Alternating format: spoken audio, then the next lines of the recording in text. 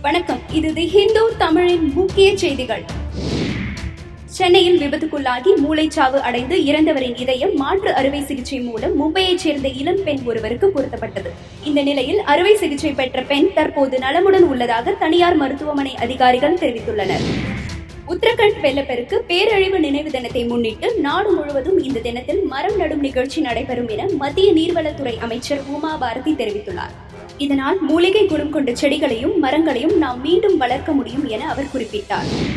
உணவுப் பொருள் மேலாண்மை நடவடிக்கைகளை மேற்கொள்வதன் மூலம் விலைவாசியை சற்று கட்டுப்படுத்த முடியும் என்று ரிசர்வ் வங்கி ஆளுநர் ரகுராம் ராஜன் கூறினார். ஆப்கானில் தீவிரவாதிகளால் கடத்தப்பட்ட இந்திய பாதிரியார் அலெக்சிஸ் பிரேம்குமார் நலமாக இருப்பதாகவும் அவர் விரைவில் மீட்கப்படுவார் எனவும் அந்நாட்டு இந்திய தூதர் அமர் சின்ஹா தெரிவித்துள்ளார். ஈராக்கில் தீவிரவாதிகள் கட்டுப்பாட்டில் உள்ள நகரங்களில் சிக்கி தவிக்கும் இந்தியர்களை மீட்கும் நடவடிக்கைகள் மேற்கொள்ளப்பட்டு வருவதாக இந்திய வெளியுறவுத்துறை அமைச்சகம் தெரிவித்துள்ளது. மேலும் விரிவான செய்திகளுக்கு தமிழ் தி ஹிந்து இணையதளத்தை பார்க்கவும். நன்றி.